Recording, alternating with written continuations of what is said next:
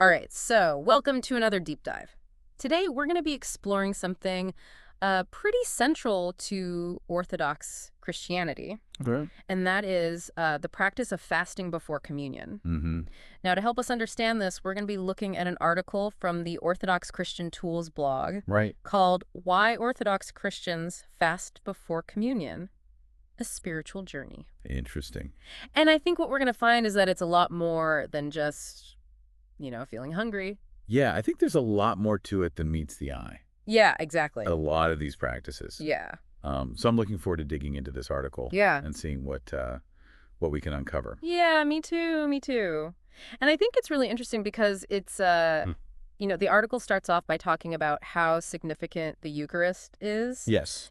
Also known as communion in Orthodox Christianity. Right. And, it's not just a symbolic ritual, right? No, absolutely not. It's believed to be the actual body and blood of Christ. Yeah, it's like the core of the faith in the experience. Yeah.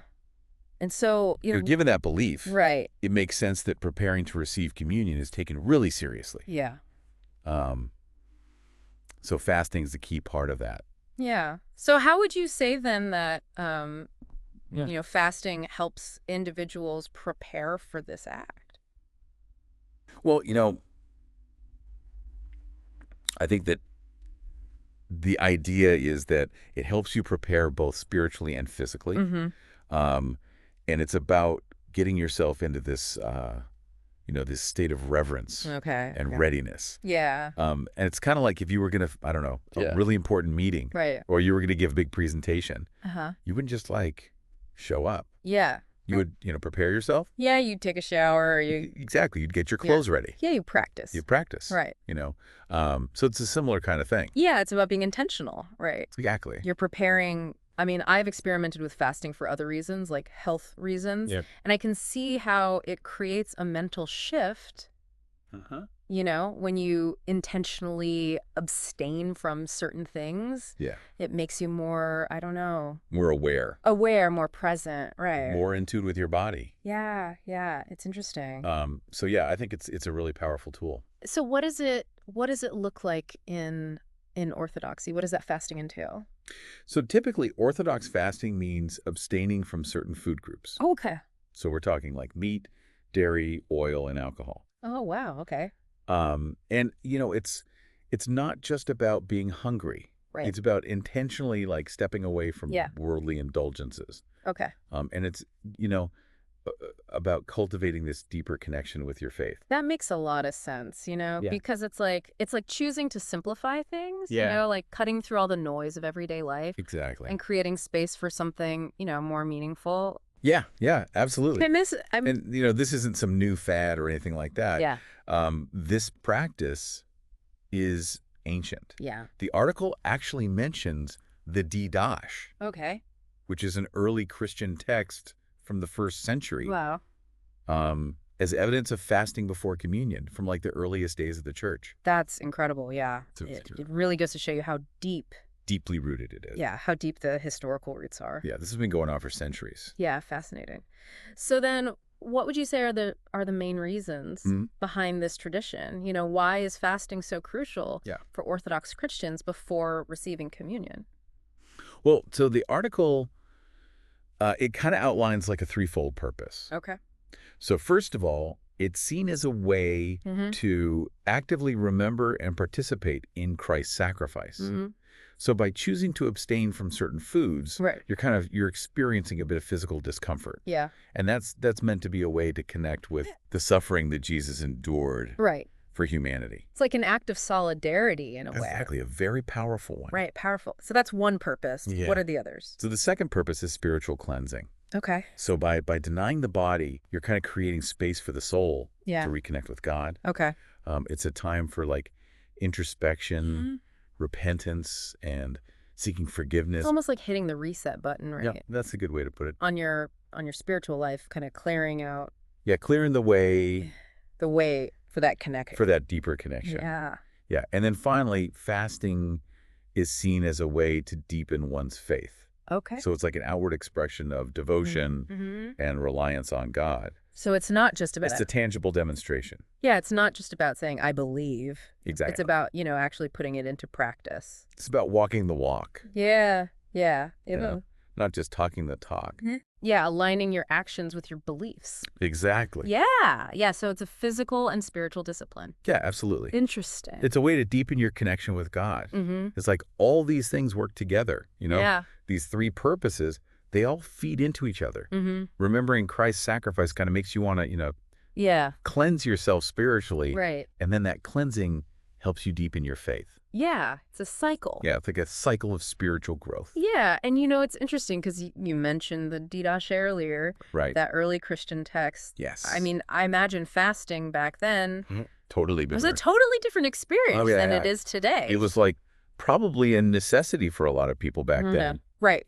Just because of circumstances. Right. But it still had that spiritual significance. Right. Yeah, it just adds another layer to understanding this whole thing. Yeah. So beyond the individual experience, though, how does fasting play into the communal life of Orthodox Christians? Oh, that's a great question. Yeah. Because it's not just something you do by yourself. Okay.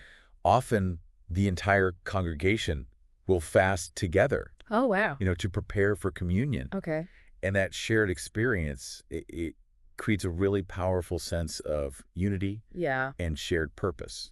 I can only imagine. Yeah, that's got to be intense. Yeah, you're all going through the same thing together. Yeah, you're all in it together. Yeah, exactly. And you all have this same goal. They're all preparing for this one sacred act. Yeah, that's really cool. It really strengthens the bonds within the community. It reminds me of even, like in a secular setting, when you have like a shared challenge or a shared goal, it really can create this sense of camaraderie and connection. Yeah. So I can definitely see how that would apply here. Totally.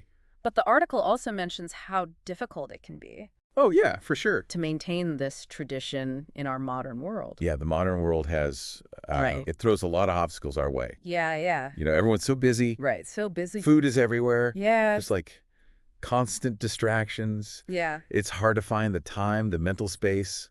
Yeah, I mean, our culture almost Right. encourages the opposite. Oh, totally. Yeah. Like constant consumption. Yeah, instant gratification. Yeah, exactly. It's the opposite of fasting. Right. So it's easy to lose sight of these practices. Yeah, for sure. But even with all that, a lot of Orthodox Christians, they find a lot of value in keeping up with this tradition. Really? Yeah. It's like a link to their heritage. Right. Like a direct connection to all the believers who came before them. Centuries worth of people Who have fasted, realistically. practiced this same discipline. It's like a thread that runs through time. Yeah. It's pretty powerful. Yeah. A sense of continuity, a sense of belonging. Yeah, and even though, maybe the specific rules of Orthodox fasting don't apply to everyone, Right. I think the underlying principles Yeah. they're universal. I think so too. The idea of like stepping back from worldly desires and distraction. Should create space for something more. Yeah, for reflection. Yeah, for spiritual growth. For spiritual growth. That resonates with a lot of people. Yeah, I can see that. I think no matter what your belief system is. Even outside of religion, right? Totally. Like people find value in things like meditation or digital detoxes. Absolutely. It's all about that intentional withdrawal right. from the world. Yeah, it's about shifting your focus from Sure. external to internal. Exactly. From the material to the spiritual. That's a really nice way to put it. Yeah. So it's about finding the practices that help you cut through the noise Yeah. and reconnect with what really matters. So as we delve deeper into, how Orthodox Christians fast, before communion. Okay. I'm curious about the details. Yeah. You mentioned those restrictions. Right. The specific food groups. That's meat, dairy, oil, alcohol. Yeah. What's the reasoning behind those? So they go beyond just being like, Right. dietary limitations. Yeah.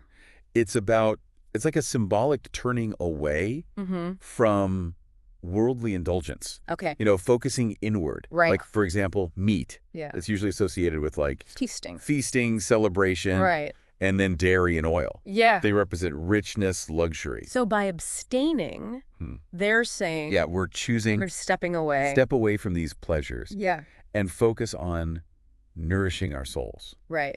It's a deliberate simplification. of your physical intake. Yeah, it's about creating that. Yeah, to make space. Inner harmony, right? Yeah, exactly. Aligning your actions with your intentions. Yeah, and then, of course, the communal aspect adds to that, right? Absolutely, that shared experience. Yeah, like everybody's in it together. Yeah, it's like a collective shift from the material to the spiritual. You know, you're not alone in this. You have the support of your community. It's a collective act of faith and discipline. Yeah, and you mentioned how, the spiritual journey is best walked together. Absolutely.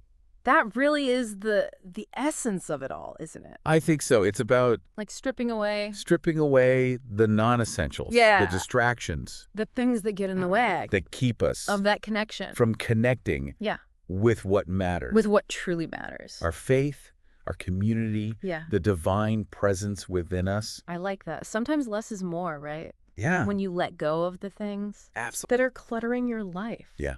Both physically and mentally. You create space for something much deeper. Yeah, something more profound. More meaningful. More meaningful, yeah.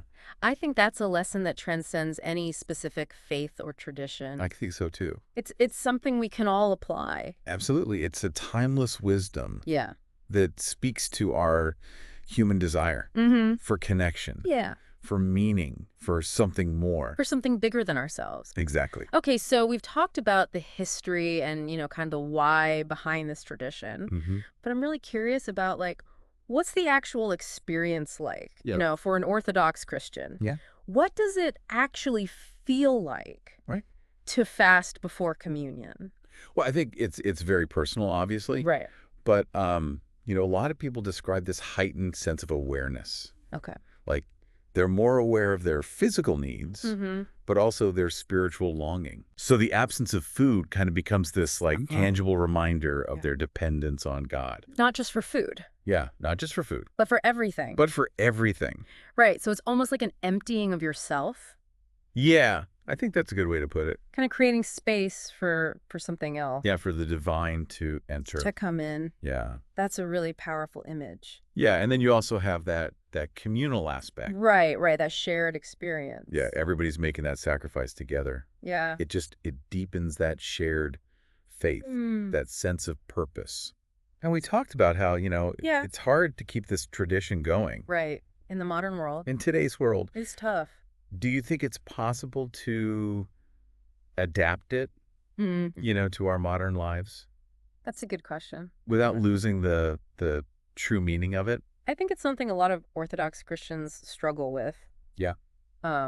There's no easy answer. But I think the key is to really focus on the spirit of the thing, which is that intentional detachment from the world to create that space for the spiritual. So it's less about, following the rules, exactly. Yeah, it's not about rigid rules. And more about finding ways to... It's about finding ways... Apply the principle. To apply that principle... To your own life. To your own life, your own circumstances. Okay, that makes a lot of sense. Yeah, so for some people, that might mean sticking to the traditional guidelines. Okay.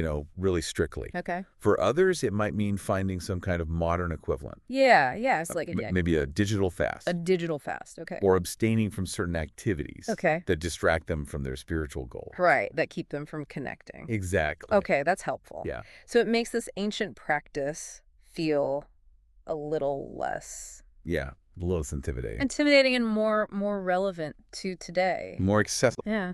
I think that's what's so great about these wisdom traditions. They offer these timeless insights. Yeah. That you can adapt and apply across generations. Yeah, that's really cool. So let's kind of wrap things up here. Okay. Let's recap what we've learned about fasting before communion. Okay. In Orthodox Christianity. Sounds good. So it's a practice that's, yeah, steeped in history. Really old. Goes all the way back. To the early church. Yeah. It's a physical and spiritual preparation for receiving the Eucharist. Which is understood. Which is believed to be. As the actual body and blood of Christ. Yeah. And fasting serves a few purposes. Yeah, that threefold purpose. Right. Remembering Christ's sacrifice. Spiritual cleansing. Yep. Deepening one's faith. And it's often done. Yeah, and it's a communal thing. Communally, yeah. Right, which strengthens the bonds. Strengthens those bonds. In the community. Within the community. Yeah, and even though, It's tough in today's world. The modern world. To maintain this tradition. Yeah. Those core principles. Yeah, those principles are still relevant. Of detachment. Yeah. And spiritual focus. Absolutely. Those can be adapted to our lives. To your own life. Yeah. In your own way. So, as a final thought, yeah, I'd love to hear, okay. What are some ways that our listeners might be able to incorporate what are some ways this principle that you can incorporate this principle of shifting our focus, shifting that focus from the physical to the spiritual, into their own lives? Yeah, what can you detach from? Regardless of your beliefs. To create space for what really matters. What can you let go of? Yeah, what nourishes your soul? That's a really powerful question. I think it is. To consider. It's something to think about. Yeah. And, it's a reminder that this ancient practice, this ancient wisdom, has something to teach us. Absolutely. Even today. It's timeless. Yeah. Well, thanks for joining us on this deep dive. Yeah, thanks for listening, everybody. Hope you found it insightful. Hope you learned something. And thought-provoking. And until next time, keep exploring. Keep questioning. Keep questioning. And keep diving deep. Dive deep.